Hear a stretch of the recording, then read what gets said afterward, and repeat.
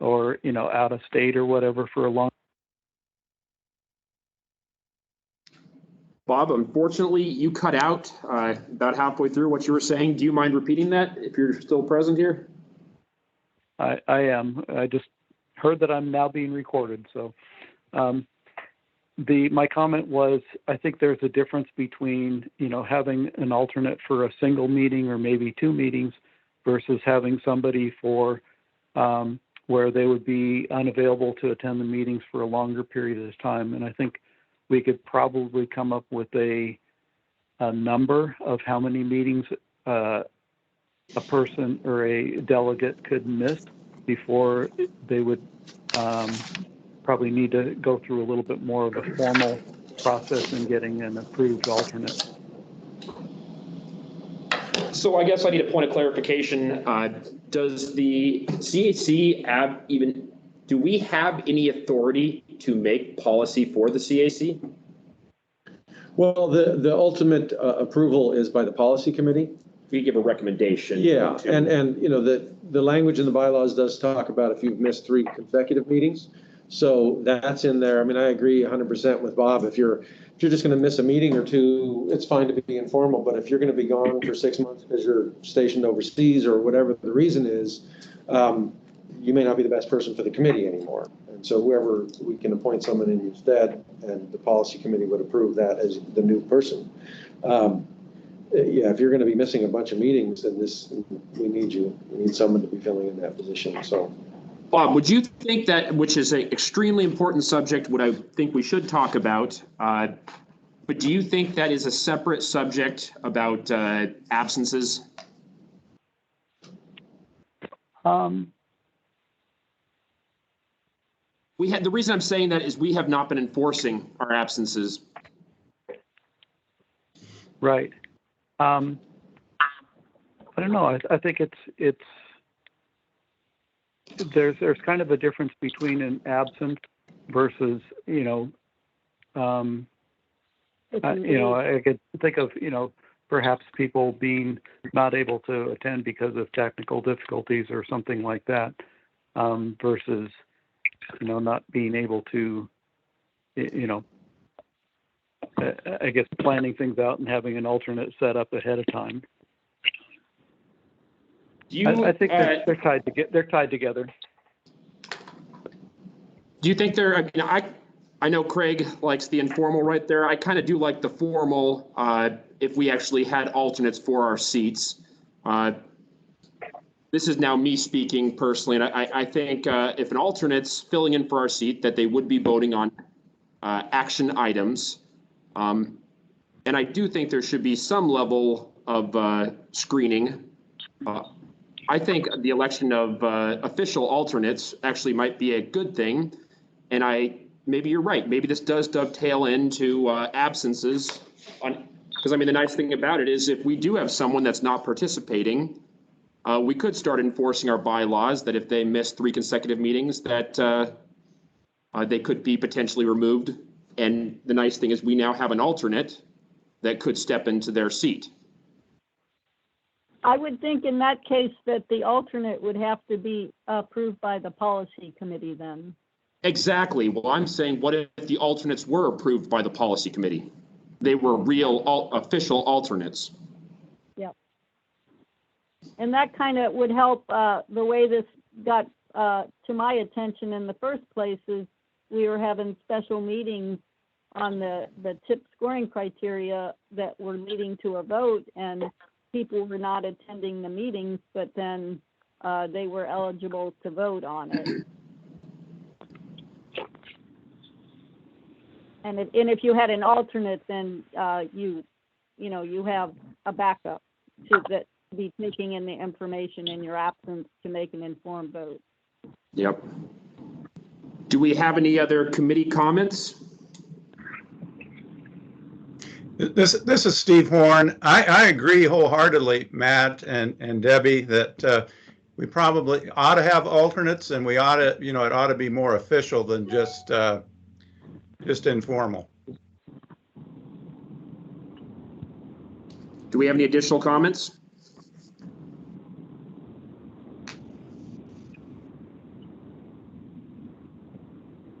Is someone proposing a resolution? Oh, I had a question and I couldn't think of it right off the bat. So this would be something maybe that we would make an amendment to the bylaws?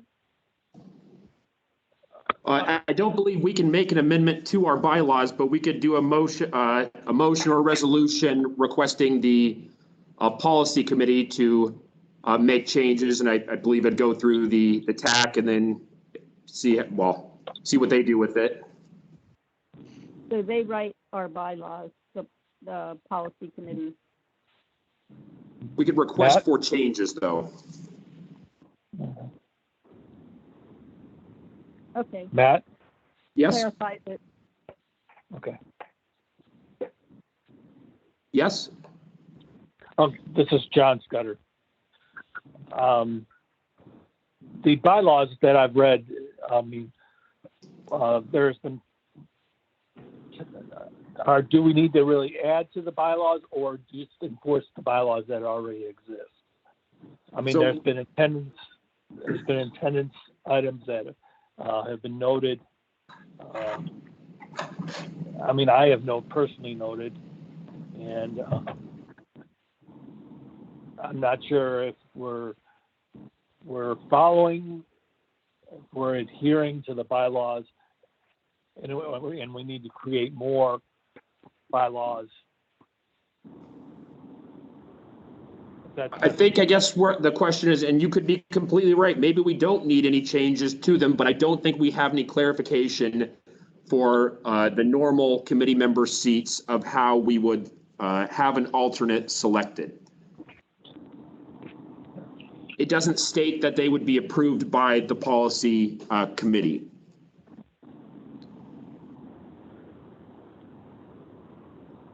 And I guess the reason I was a little bit in favor of that is coming back to Bob French's comment regarding the absences, and the nice thing is sometimes it can take a while to get someone approved. Sometimes it goes quick, but if we had approved alternates, it could be a semi-smooth transition if someone was not able to attend meetings and we removed them off the committee.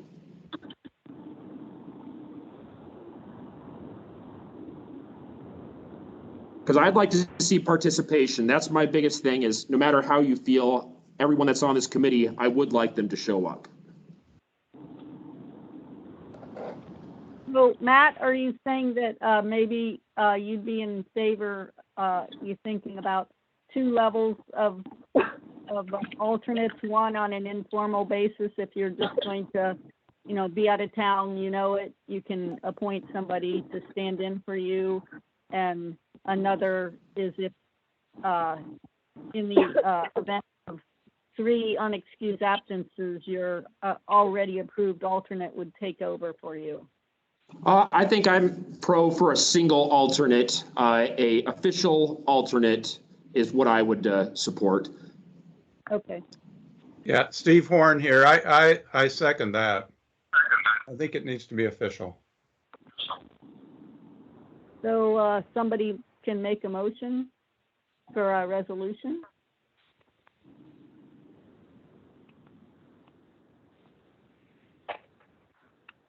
This is Bob French. I guess I could try to do that on the fly. Would make a motion that the committee recommends to the policy committee that we set up a more formal process to allow for the pre-election of approved alternates, to allow for adequate coverage of representatives at the meetings. So to clarify, Bob, when you said pre-election, did you just meant a selection process for alternates? Correct, yes. Okay.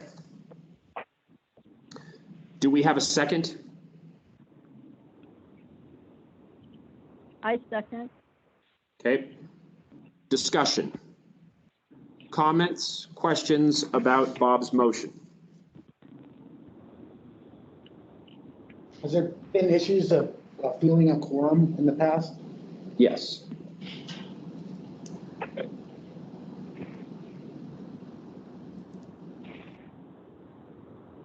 Steve Horn here. So second to, the alternates is one issue. I think we've got a pretty good resolution there. But we do need to enforce the absences.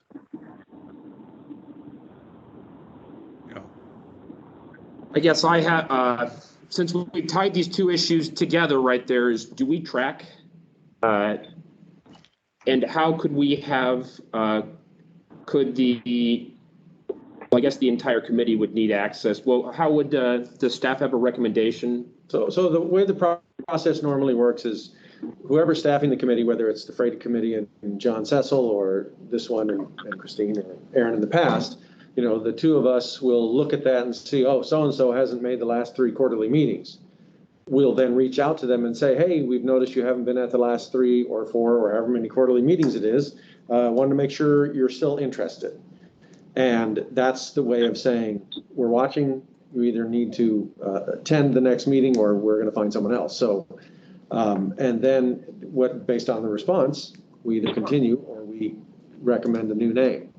And the way we recommend new names for the district seats is we reach out to those assembly members and say, hey, we're needing a new person for your district. Can you come up with a name?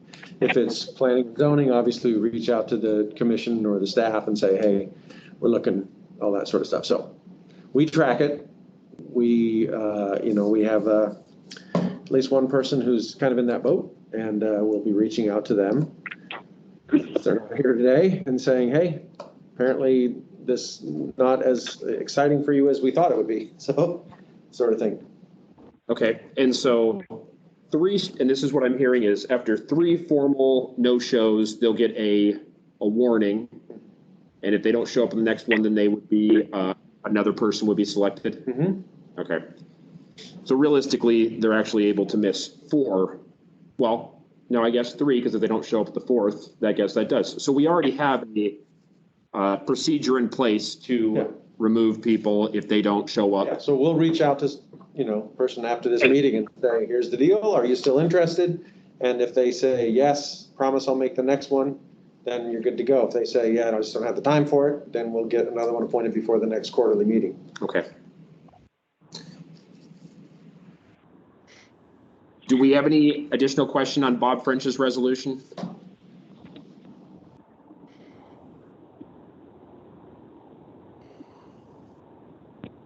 So I'm going to call the question. Are there any objections to approving this motion? Hearing none, the motion carries. The next one is Hiland Merge Lane improvements. And so if our committee members remember about 3 meetings ago, I'm horrible with who's our DOT rep? James. Okay, James had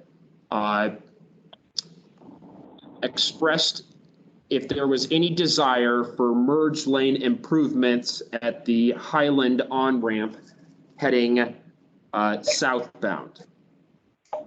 And so I wanted to make a action item on there. How many people do we have formally attending this meeting? Oh, Yes. there's 7. Debbie Rinke joined it in the middle of the discussion, so she joined it 2:40. So we have 7. So I'm going to make and the reason I was asking how many people were attending this meeting is as chair, usually if it's over 12, it's inappropriate to make a motion. If it's under 12, it can be acceptable for the chair to make a motion. And so I'm going to make a motion that the Citizens Advisory Council support Hiland Merge Lane improvements.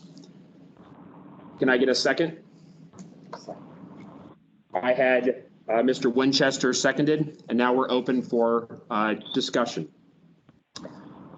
So I'm one of the group that, well, actually now I work out in Palmer, but I've been commuting from Chewett Eagle River my entire life, and I cannot express how much traffic from Hiland is merging onto the Glen Highway, almost making that 3rd lane a non-functional lane with all the traffic being forced into there.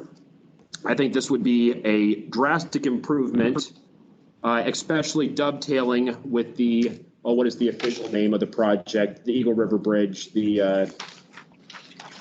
what was the official project name for when they redid the Eagle River Bridge? Don't know, sorry. Glen Highway Artillery to Hiland Improvement And Project, it was something like that. the April meeting, that's what we had. Yep. Was that the northbound Eagle River Bridge project? Yes, yes.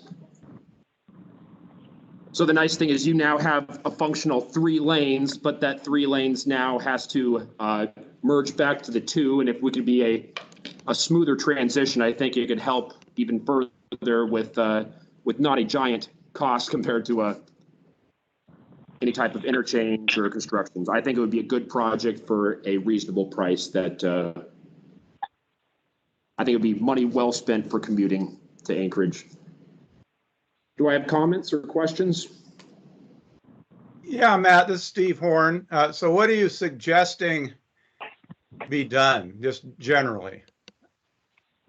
I would like to see a longer merge lane there. Okay. I have not seen design specifically right there, but right now there's it's a short, very short merge section that goes onto the highway right there, and it's also on right before the curve right there. So if it could be a much slower transition, something, I really like the transition that they did Muldoon heading northbound onto the Glen Highway, how they had that lane carry, and it just allowed for a lot more flexibility of the merging traffic. And it actually allowed for some traffic to continue to use that lane, whereas now pretty much all traffic is forced to the 2 lanes.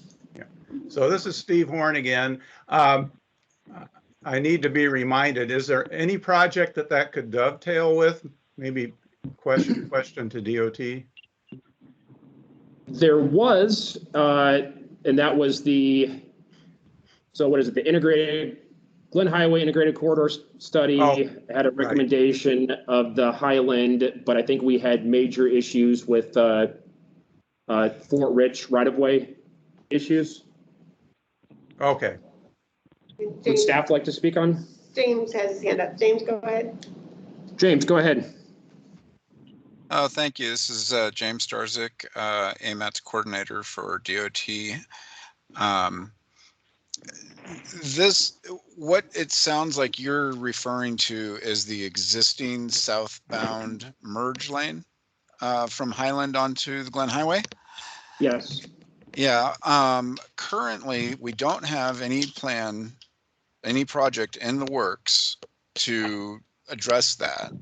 But we do have a project that was just started, that was given design funding to start designing improvements to the on-ramp from Hiland going southbound. And the idea would be to design an on-ramp for people going westbound on Eagle River Road there, to be able to make a right turn instead of having to take a left using the existing ramp. So it would be a right turn similar to what they have on Artillery. So that's the current project. And that has been given, I believe, $750,000 in design funding, state funding. And then that would be able to move to right-of-way construction once there is federal funds identified to implement the project. James, so currently design is funded, but has construction, I think you were just saying that construction has not been funded? Correct.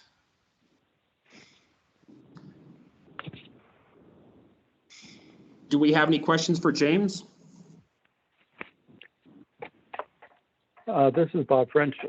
So if we are coming from, just to kind of clarify what that new project would be trying to, the changes from the new project, if you're coming from the Eagle River Valley Hiland. side, going along Hiland, and instead of making a left-hand turn to go on to the on-ramp, you're looking at making a right-hand turn, wrapping back around, and then coming under the bridge to reconnect onto the Glen. Is that correct?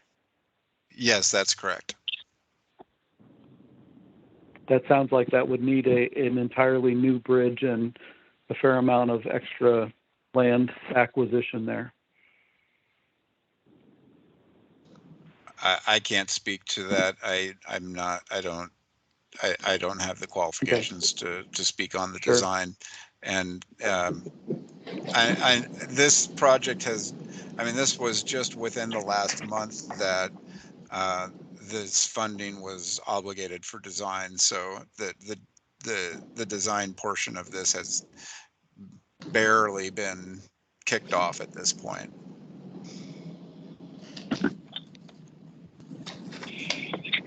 And Bob, I agree that I think we need to be somewhat fiscally constrained on this project. And if it did require a completely new interchange, it brings up a lot of questions right there.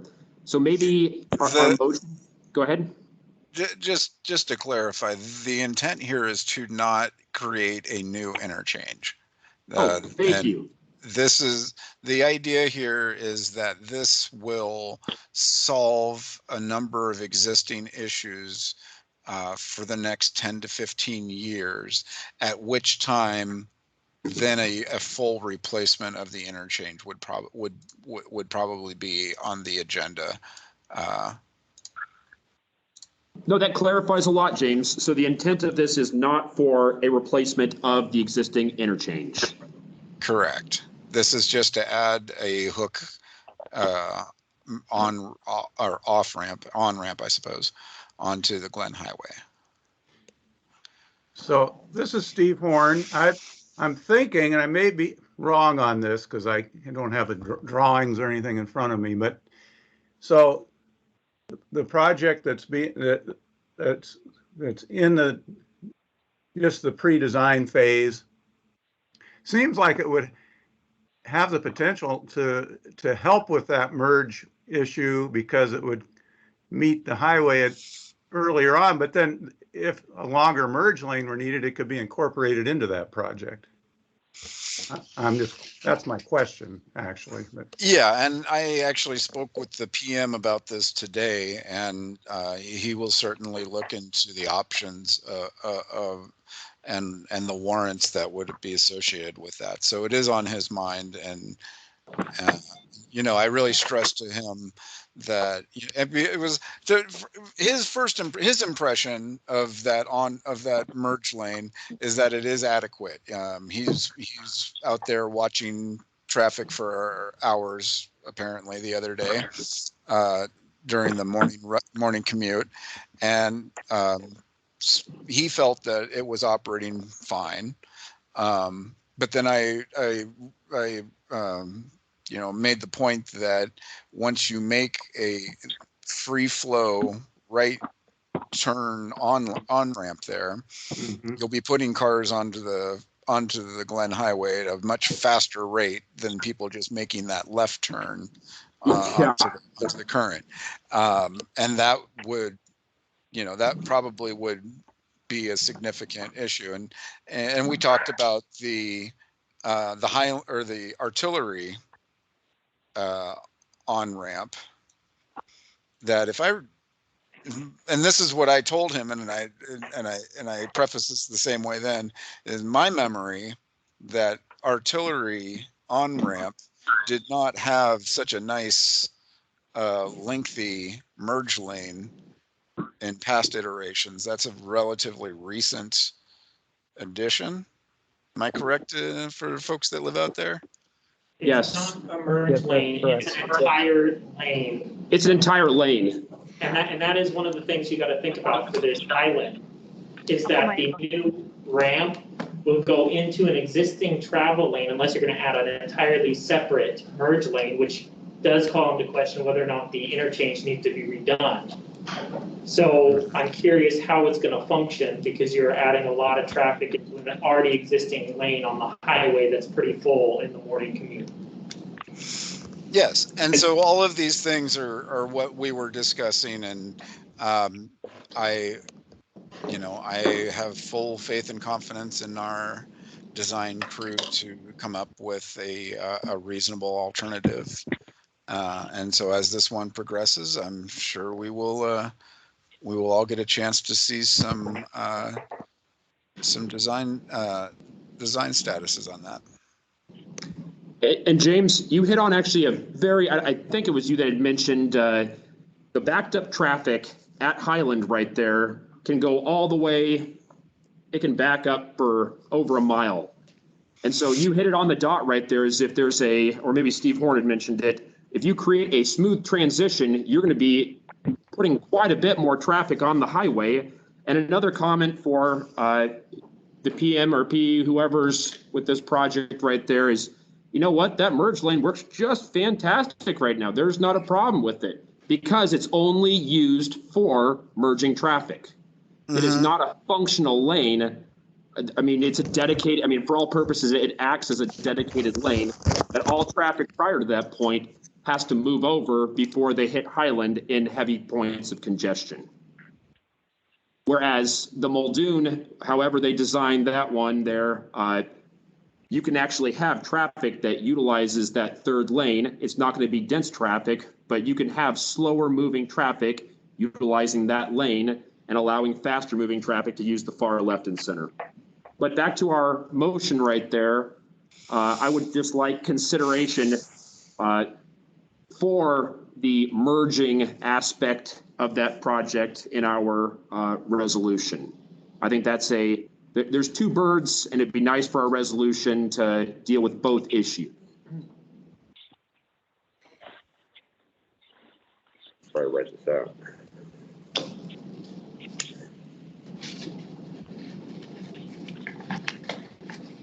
Do we have any other comments?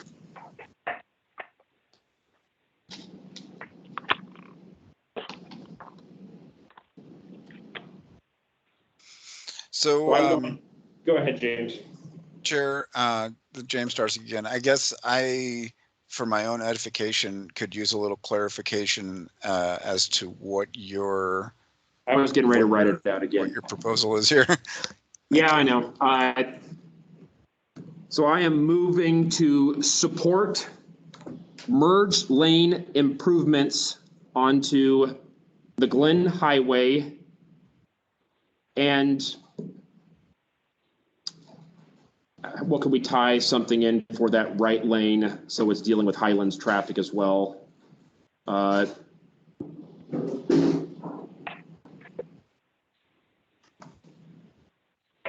you have any committee members with some idea how to clarify some language supporting the hook merge lane? The hook. Bob French here. I think we would say something like supporting the merge lane improvements such that they would be compatible with the potential future rearrangement with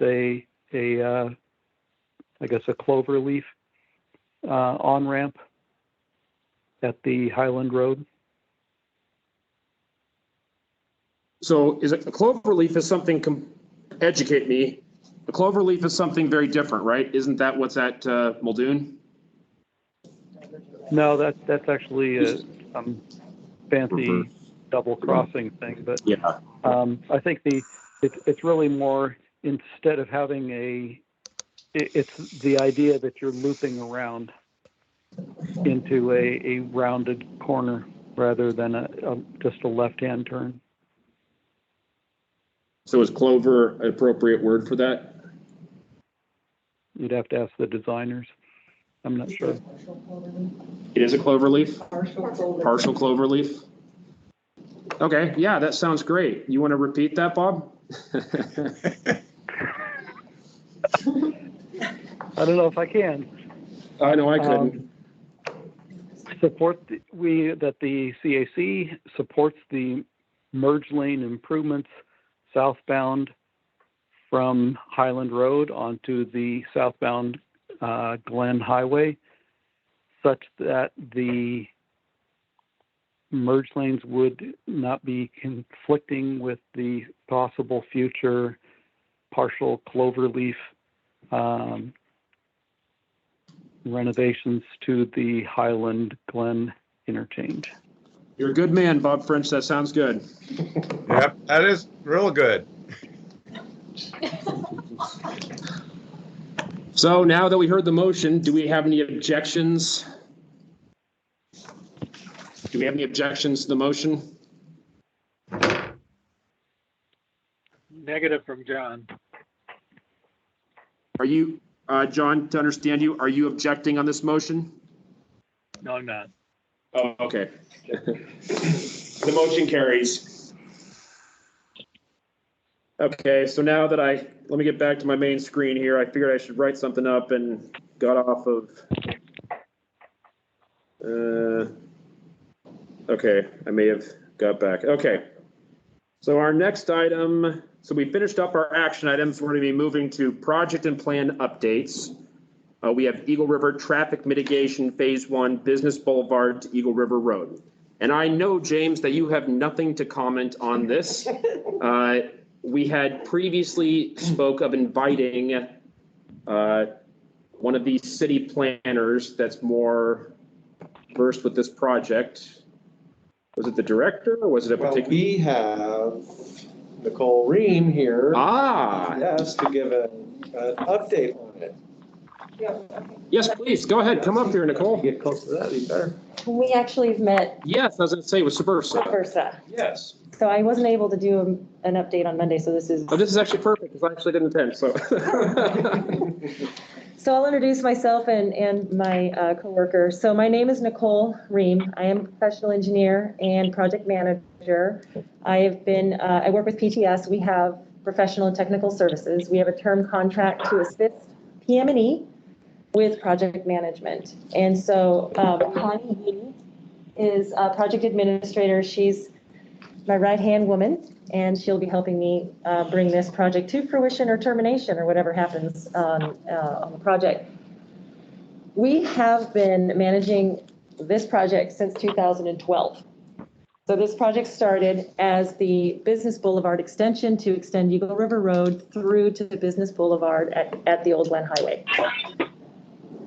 Lots of issues with that. So we only received $8.5 million in state grants for the project. It was a legislative grant that was appropriated to this project specific. So we aren't able to use this money anywhere else except at Artillery and Eagle River Road and Old Glen Highway, right there. Unfortunate.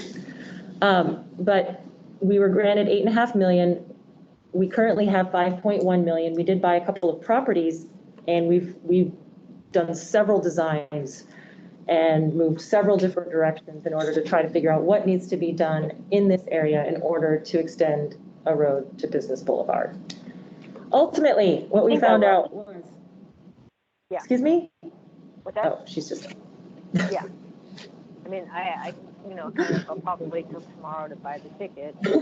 Hey, I'm not sure, Diane, if you're talking or not, but you are not muted. Staying until. She's muted us. Not me, it's Diana. Diana, can you hear me? Yes. Do you mind muting Can you hear yourself?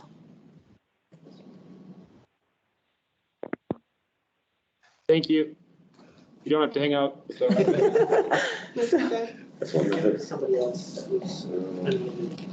So we did go through a litany of studies with the DOT, with the Muni, we had multiple groups of professionals move together to a team of people over the years to try to figure out what to do here. What we ended up finding out is an extension to Business Boulevard. Not only is it not feasible right now because we need to improve the interchange first, it was also somewhere in the realm of $23 to $28 million. So working with the DOT, we scaled back the project to focus on what can we do with $5 million to make way for this, to prepare for this. Question. Yes. You just said working with DOT? Yep. Okay, thank you. Continue. Yes. So yeah, this has not been done in a vacuum. We've had multiple workshops, meetings, and technical advisory groups. So that was years ago. But we've still been working consistently with Scott Thomas to move forward in the design of what we decided to focus back on was the intersection of Eagle River Road and the Old Glen. We thought that's something that we can, you know, bite into and spend this money on and do some improvements there. So Dowell, who is the project engineers on this, went forward with design study report, went through, we already had ideas of what we wanted to do at the interchange of artillery with the reconnaissance study that was done in 2013-14. And so with that information, we were able to develop a 65% design study all the way up to 65% design. And then the DOT said, you know, we're considering various options at the interchange, so hold off on this. We need to determine what we're going to do with the interchange before we complete an intersection design, because that might change what the intersection design looks like. Okay, fine. That's totally in the realm of reality. We're the municipality. We're not dealing in DOT roads. So it's just so happening that we were trying to go through one, on one, through one. So moving forward, we had to figure out, okay, now what are we going to do with this money, right? What came to light during all of this was that the CBD study that brought this project forward to begin with, the Circulation Business District study that was done in 2011 by Kittleson and Associates, development did not occur the way that they expected it to in Eagle River. So if you look at volumes in 2011 versus volumes now, we did do active traffic counts, there's very little change in the number of vehicles that go through there. It's very interesting. It's because development is occurring elsewhere or in a different way. So the CBD study is outdated. And the original CBD study also was underfunded. So it always recommended that there be a phase 2 study done. So some of this funding is going to go towards another phase, a phase 2 CBD study to determine where is development likely to occur. And it'll be more land use based rather than what the original CBD study was, which was transportation based, right? So this will be how really should these parcels look? What development has happened thus far? I mean, if you look over on the east side of Old Glen, just right next to Monty, which is the bane of the DOT's existence, I'm pretty sure.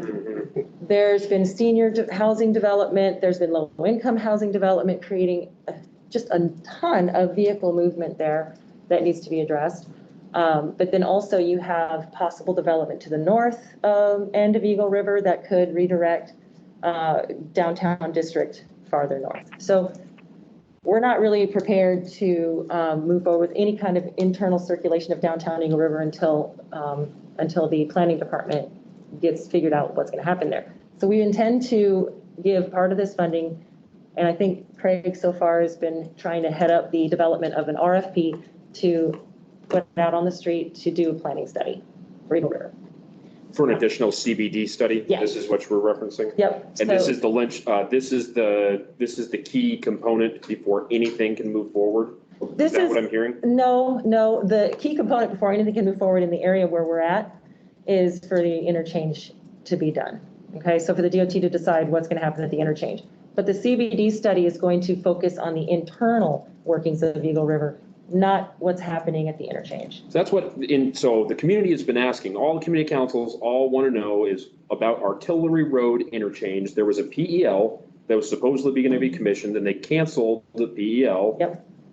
And now the official word is there is no plans for any project, mum's the word. Is this something that we don't talk about band camp for the next couple of years? No, so the issue is not that there isn't any funding. My understanding is the DOT can find lots of funding for construction, federal funding for construction, but has a very hard time finding design funding. So if they can get design funding, then they can possibly construct something if they show that they have a design shelf ready, right? So we are working with the DOT to possibly give them some of this money or us help coordinate interchange design. That being said, this hasn't moved since the last time I spoke to Suburso, which was almost a year ago, because we're still trying to utilize the funding to not fix, but help circulation and safety issues going on in Cross Drive. So how much is that going to cost? And before we know that, we're not going to give any money out to the interchange design. So at this point, we are, and we've been working with the DOT on that, and they understand that.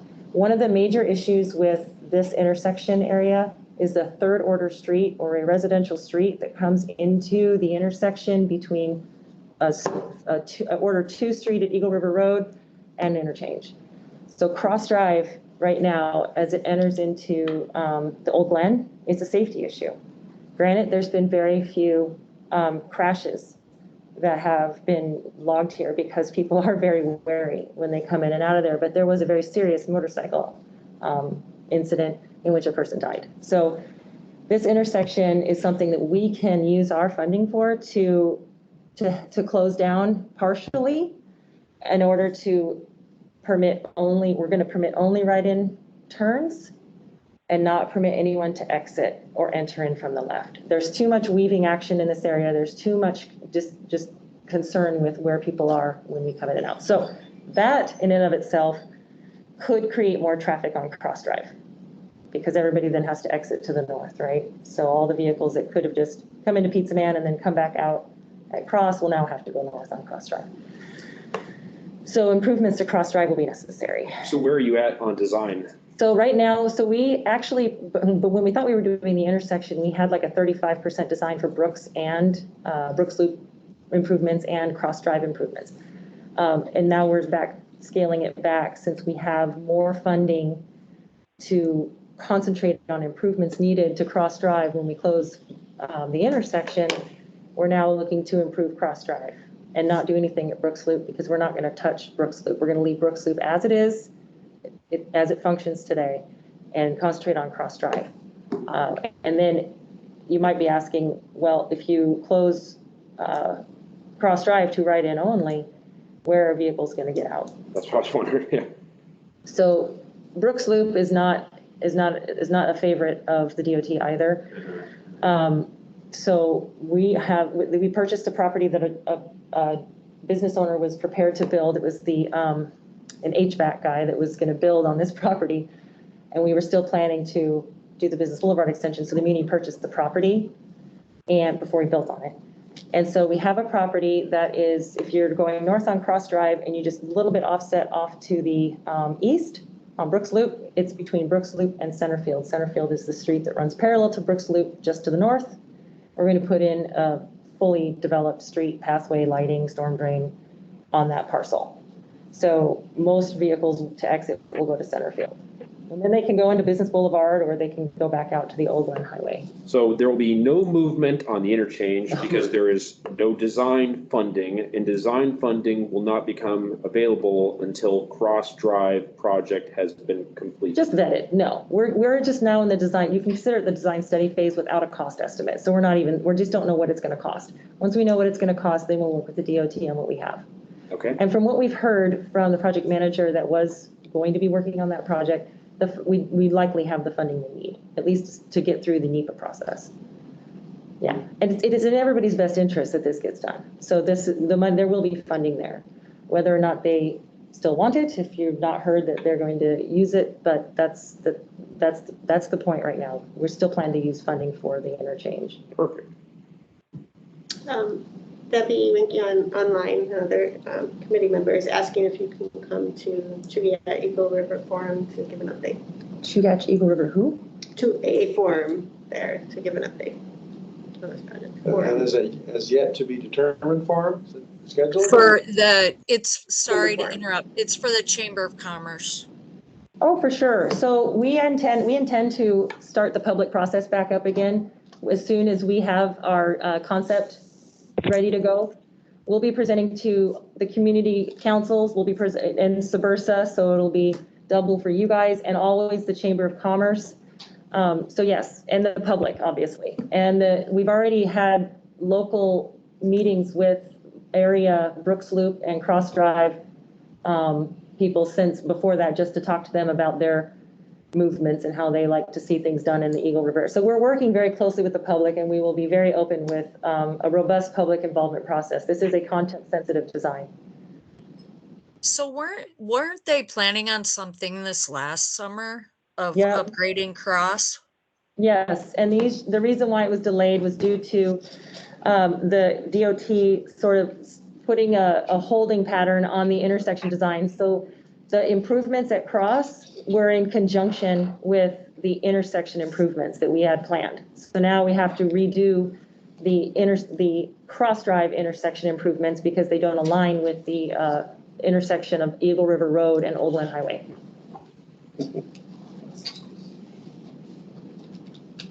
I know this project has been going on for a long time, and we all know the interchange needs to be improved. I am an Eagle River resident and a Pizza Man follower. And you probably go to Bear Paw. Oh yeah, definitely the Bear Paw. Yep, absolutely. Festival. I was thinking the new restaurant. I was like, there's a Bear Paw out there. But yeah, yes, absolutely. Well, thank you. That was extremely helpful. Do we have any questions, additional questions? This is Bob French. So am I correct in that you're saying that there would be a new connection between Centerfield Drive and Brooks Loop instead of people just cutting through the parking lot of the bank there? That's correct, yes. Okay. And that was going to be funded through the leftover funds, or with Subursa going to do the connection? No, Subursa was not going to do the connection. They had requested improvements be designed with our project to the sidewalk. They ended up doing those themselves. Gotcha. We had a CI, yes, perfect. Did that answer your question, Bob? Yes, it did. And when I do come back, I will have figures and illustrations to show everything. Do we have any additional questions? But hearing none, I want to say that was very kind of you to come and visit us and give an update. Absolutely. Thank you. Anytime. Thank you. So we're going to move into MTP 2050. Oh. That's Aaron's cue. I'm in the hot seat now. Dun, dun. Hello, everyone. My name is Aaron Yogan. I am the project manager for the AMATS 2050 MTP update. I just wanted to come and give you guys a quick status of where we're at right now. At the TAC meeting a couple weeks ago, we had the the guiding principles, the public involvement plan, and the vision statement for the MTP. These three items are kind of what help guide the plan moving forward. So the public involvement plan tells us how we're going to interact with the public, upcoming major public events. We have like a whole schedule in there. They were reviewed and recommended approval by the TAC. So we're going to bring them forward to Thursday for the policy committee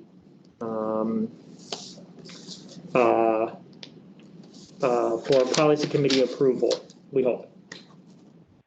So I also wanted to give you guys kind of next steps as to where we're going, to what you guys need to be on the lookout for. The next thing coming up are goals and objectives for the 2050 MTP. Our plan, if everything turns out right, is to get them onto the TAC agenda for November. So that'll be posted this Thursday. I strongly recommend that this committee start looking at that, even in its draft format on the agenda, to start getting an idea of what it is that we're looking at doing, the changes we're making. We've made some pretty significant changes since I last spoke at the TAC meeting.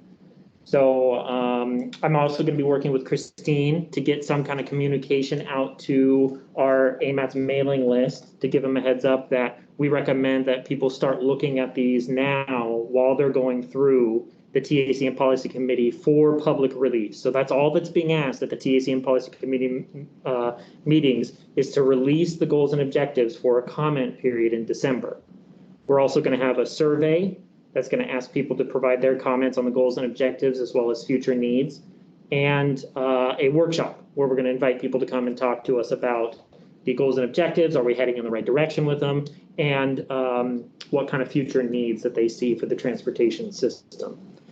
So those are big things that are coming up in the next couple of months that I highly recommend you guys kind of look out for. So Aaron, I've noticed that you've been utilizing FCC's mailer list, but I would, well, there have been several communications coming from AMATS I would just encourage you to continue use that. That is a 20,000 person. I mean, when it hits send, it's going to go to all community councils if it's community area-wide issue. Yeah, that's what we use for our general AMAS distribution, is the FCC, to have them get that information out to everyone. That's why when whatever communication we put out, we're really going to strongly recommend everyone, regardless of group or where they at, to start looking at the goals and objectives now. Because in the past, we've normally been like, don't look at them until the goals are there, until they're publicly released. But that doesn't make a whole lot of sense. I mean, as we heard from the public, a lot of these groups meet, that their schedules are kind of maybe off from our time. So we really want them to start looking at it while it's in that draft format, recognizing there may be some changes, but not many as anticipated, between when we post it for the TAC and when the policy committee releases it, is what I mean.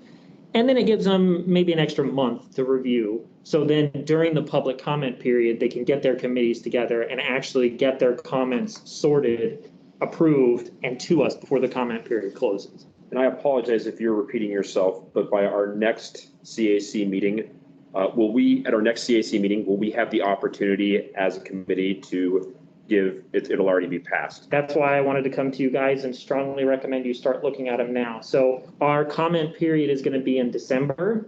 Your guys' next meeting, I believe, is in January. So the comment period will have passed.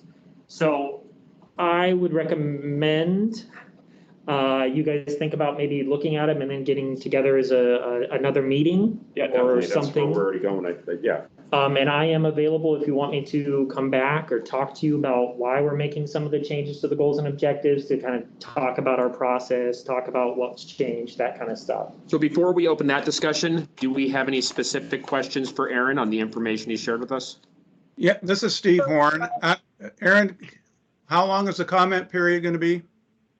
We're still deciding that, and it'll be talked about during the policy committee meeting on Thursday, because it's part of our public involvement. I've been hearing there's some issues with the length of that comment period, and I've seen some reasoning behind that with respect to the time it takes community councils and everybody. But that's my question. So you answered it, and you haven't decided yet. Yeah, we part of the thing I want everyone to keep in mind is, with the 2040 MTP, we reached a point where we were unable to respond to people's comments with actual changes to the document, because we have a strict timeline that we have to get these plans approved at. Right. And so our goal this go around is to try and streamline the front end, so the goals and objectives development, the project selection, everything like that, to make it to where we get to the full document a little faster. So we have an entire year to have public comment on the full document, so they can see the entire context of everything, to get comments from people, and then to actually work on making changes where applicable to those comments.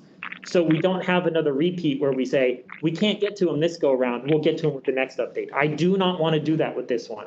And so that's why it seems like we're moving a little quicker on certain things, is because we need to be able to do that if we want to make that kind of end goal. All right, thank you. Mm-hmm. Matt?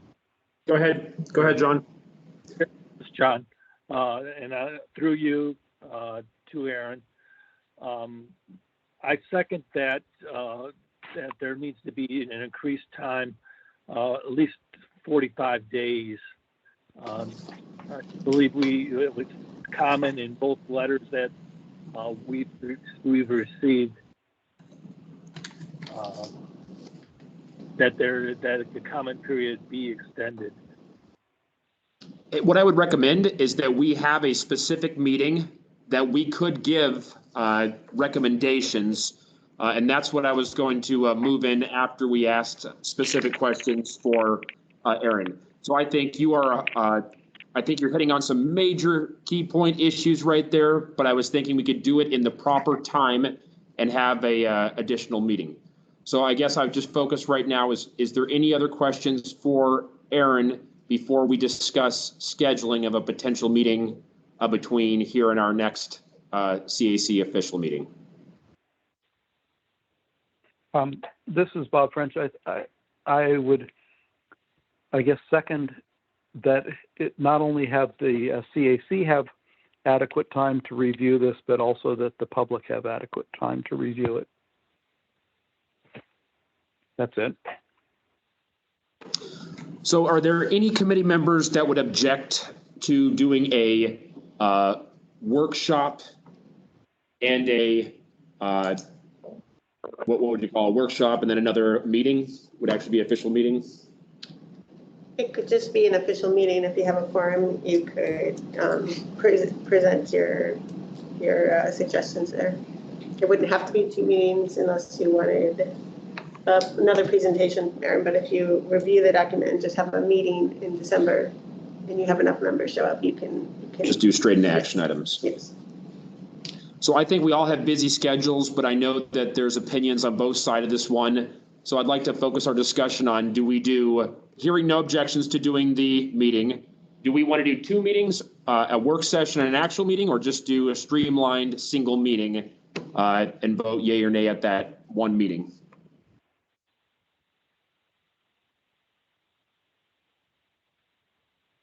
Well, I guess I'll speak up. I think we're all very busy, and I might be repeating myself. But I think doing one meeting and really encouraging participation and everyone bringing their recommendations, submitting them. So our previous, unless someone objects to our previous system of having our comments sent in a week in advance, and we can change that time frame if someone feels very strongly one way or the other, but comments are sent in a week in advance. We have our action meeting. I think that's what I'd be a proponent of. This is Steve Horn. I think I like that idea. I guess the next step is how much time should we set aside, because it could be a pretty long meeting.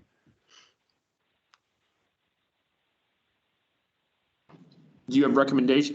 Do you have an idea, Steve? How much time do you think it would take?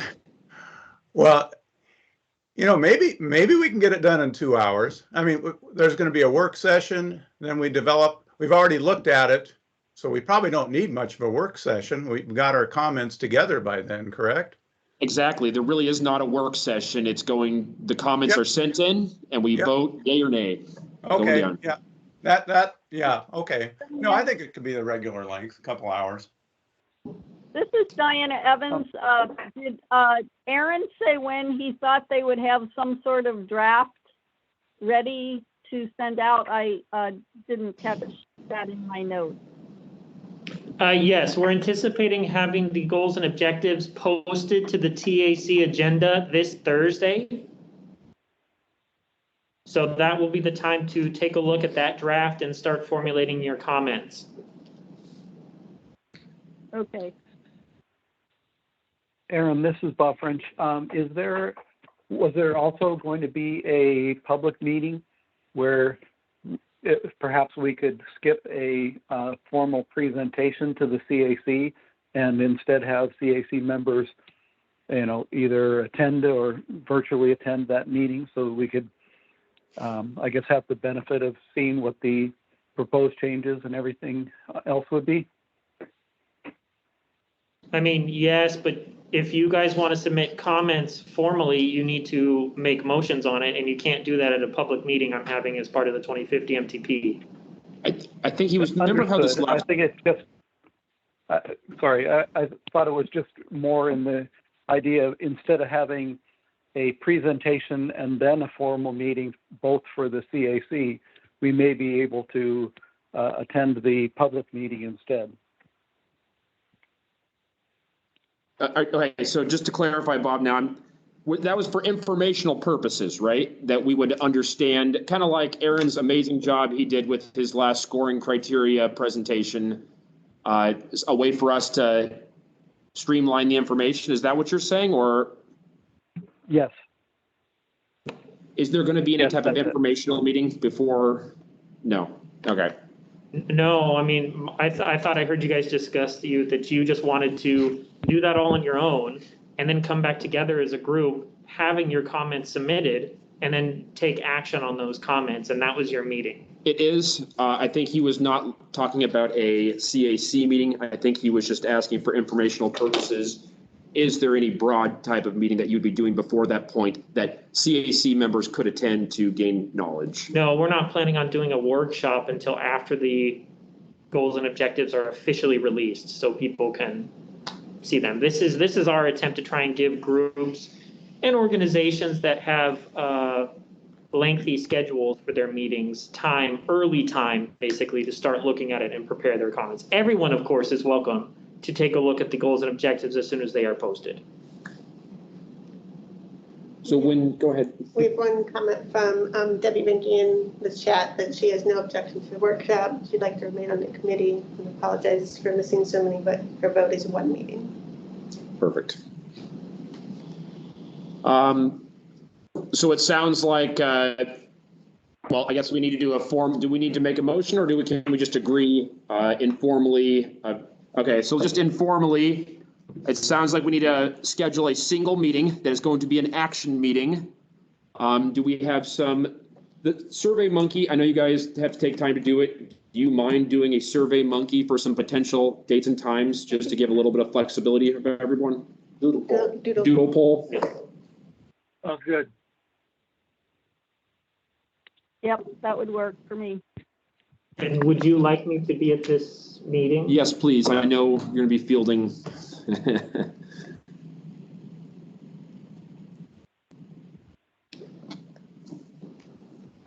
Do we have any further questions or comments?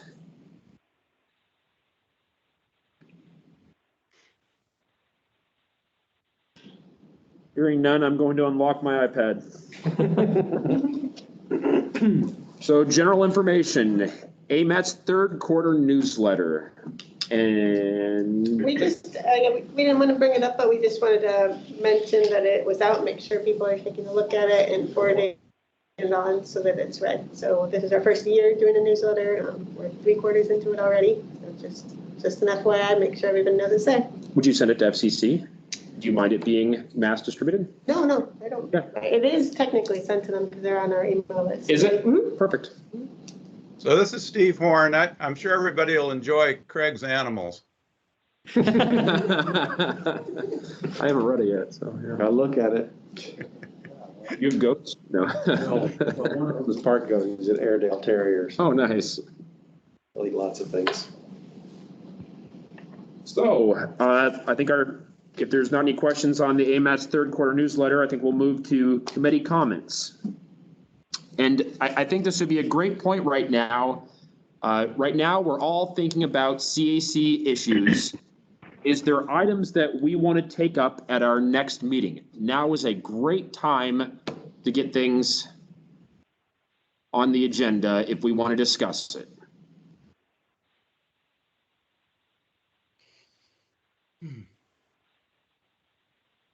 Crickets. Okay. Now I'm going to move to public comments. Do we have any public attending? We do. I don't have any comments. I do see that somebody's writing right now. If anybody just wants to unmute and chat, they can do that as well.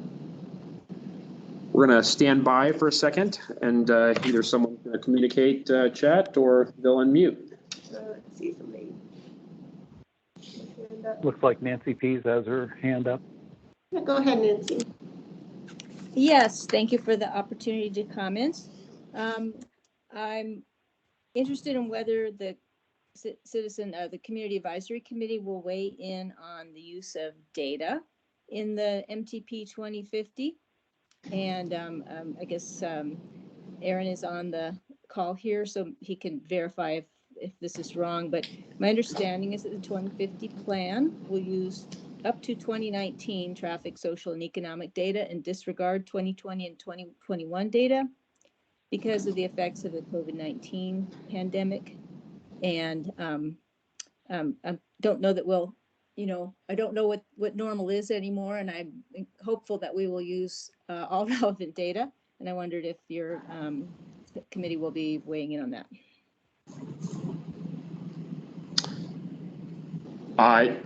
I think it's a great point that we could discuss behind the lines and see if we have any committee members that want to bring that up formally.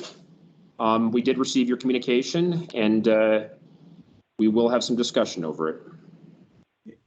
Yeah, this is Steve Horn. I'm not really prepared to discuss this in depth, but I guess it's kind of tough because 2021 was, I would think, was definitely an anomaly.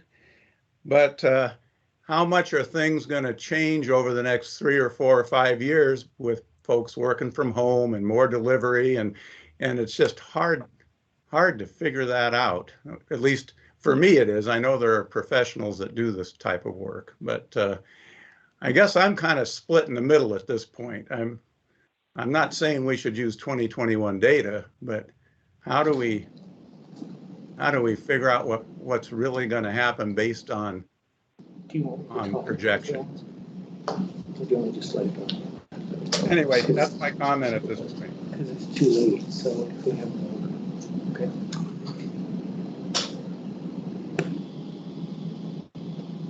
Could I, This is Bob. This is Bob French. I was going to say, I'd like to actually see what some of the difference in the traffic data is, because right now I think trying to comment one way or the other on it without having that information, would be not very helpful. Yeah.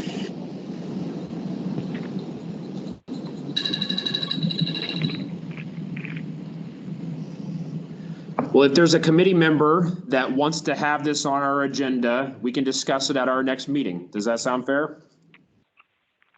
Yes. Okay, I'm going to speak up. It's too late already. The RFP for the model has already been let out, and they've already made the decision to use 2019 data. So, I mean, unless I miss my mark, we're still in 2021, so that data is not available for a while.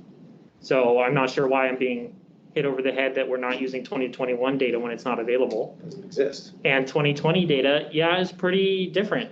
And there's been some concerns raised about it because a number of organizations have gone back to in-person only for their employees, including the municipality of Anchorage. So there was some concern about whether using 2020 data, and it's not just us, it's nationwide. Yeah, Aaron, this is Steve Horn. I don't disagree with you at all. I mean, I've been involved in projects where we're using data and then we found out, well, what about, it was a huge anomaly due to some kind of construction or road closures or whatever, and the traffic patterns were all messed up, and you just can't use that data and be satisfied with it. So I don't disagree with you, Aaron.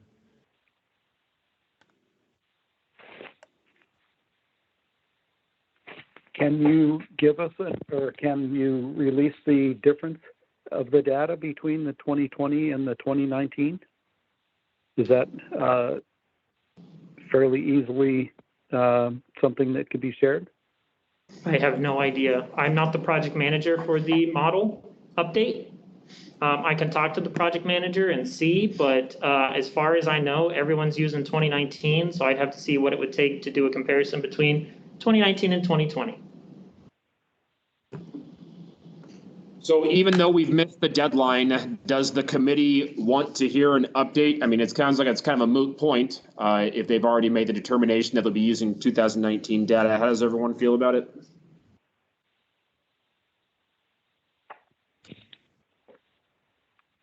I'm not sure. This is Bob French. I'm not sure that I would need to see a presentation, but I think it would be interesting to see the data.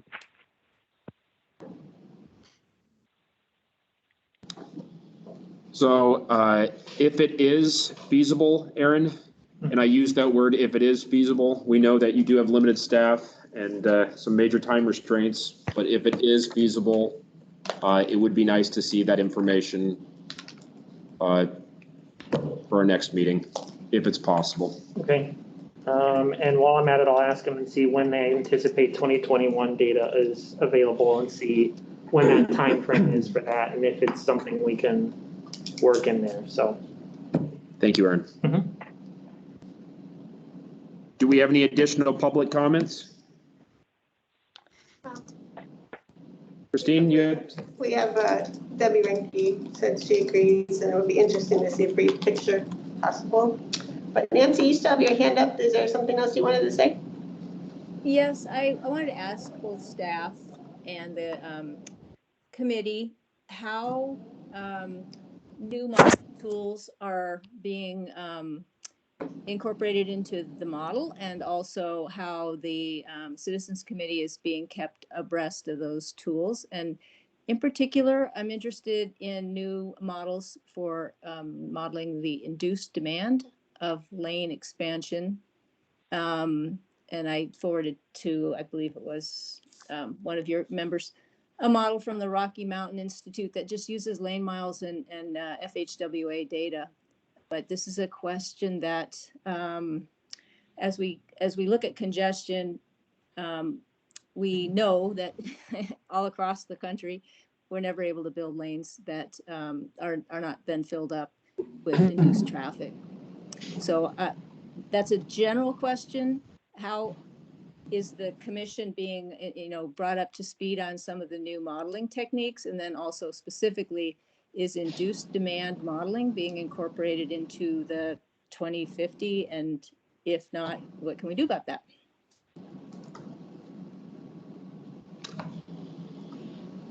This is Craig. I'm not a modeler. There are very few people in the state who do that. One thing to keep in mind about modeling is that the travel demand model, the Transcad model that AMATS uses, that is one tool.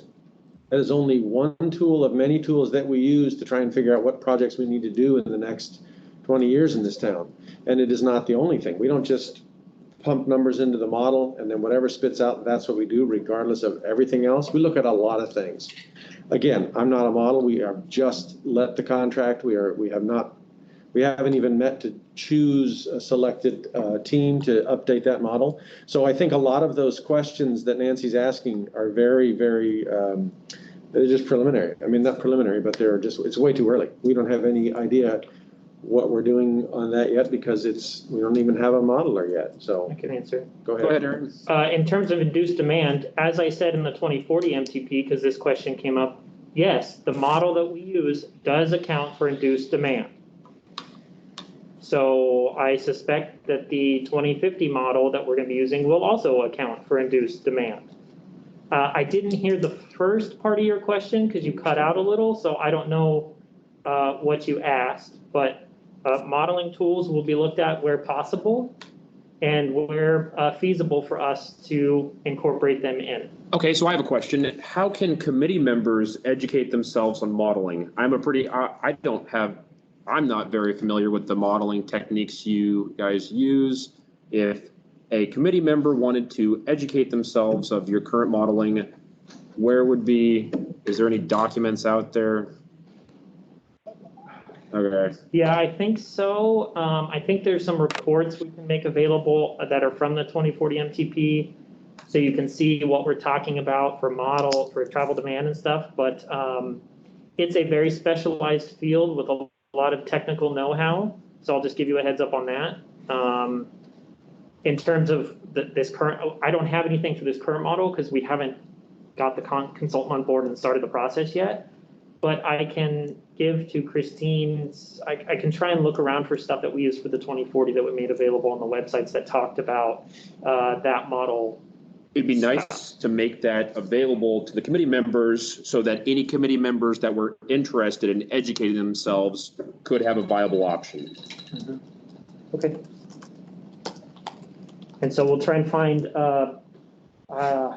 I don't know what documents we have posted for the model update itself, but for the model we used and how we used it for the MTP, we have multiple documents. So we'll see what we can find and make it. Thank you for trying, Aaron.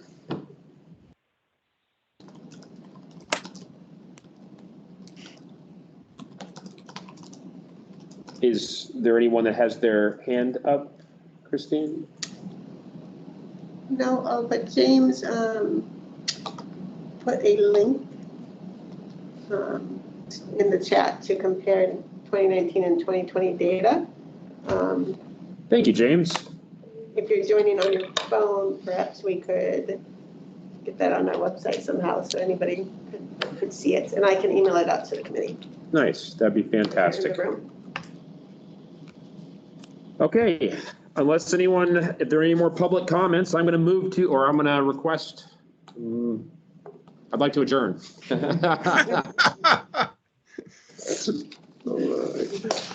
Motion to adjourn. Mr. Winchester, moved Adjourn. We're adjourned. Thank you, everybody, for your time. Thank you. Thanks, bye. Bye.